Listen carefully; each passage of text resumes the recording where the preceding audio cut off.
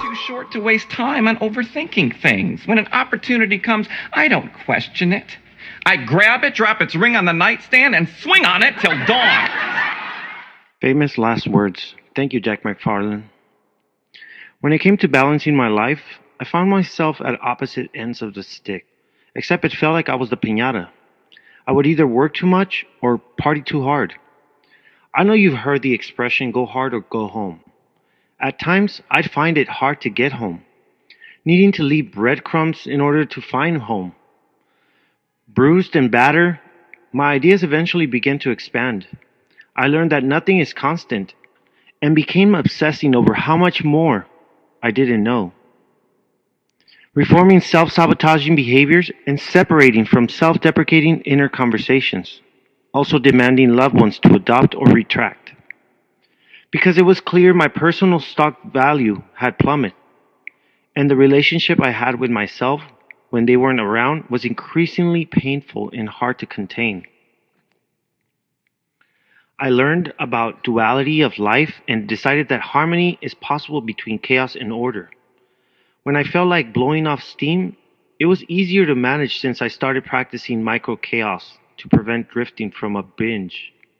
I practiced giving myself grace, skipping the gym, extending a cheat day, messy sock drawer, one day's grace keeping my vision board, my calendar, my aspirations at eye level and close to reach. And when I failed, as this is certain to happen in direction to success, it became easier to spring back into action. It's believed that chaos can be a source of innovation and resilience. The sole purpose of flashtok is to spark difficult conversations in a flash. I want to delve into the importance of mental health with special interest in our youth. Maintaining order is important for our mental well-being. Chaos can become trauma, and trauma is meant to be unpacked, air-dried, ventilated, and dealt head-on.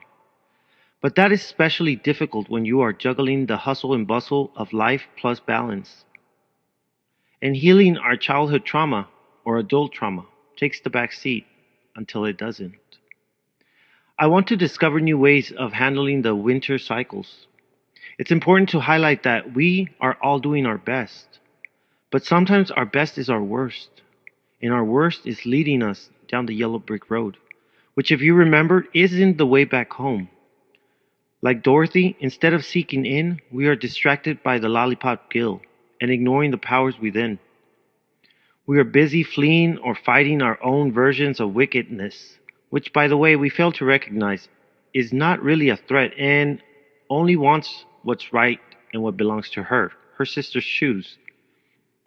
Similarly, the chaos that we fight or flee might just be showing up to take what's hers, our pain, where we seem to find much of our identification. Please note, order is the metamorphosis of chaos, the source of all creation. You see, the universe, God, chaos, speak to us in ways we can understand. For some of us with real deep wounds, we only speak language of pain. We are all numbing pain in one form or another. The trouble is, our pain is in numbing us.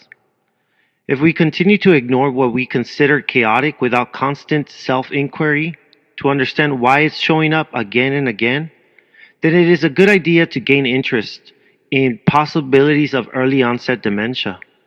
By neglecting our mental wealth, we are at risk of having to combat repercussions early on for our negligence.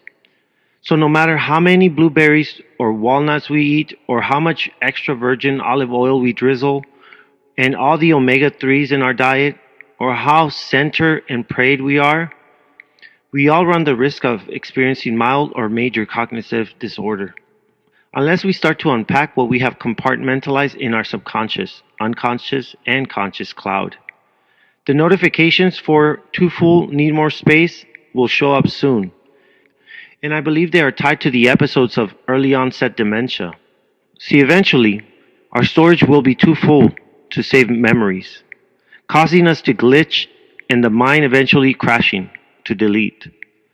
But let us not wait for our brain to begin to hit a glitch, or for the almighty hand to click delete.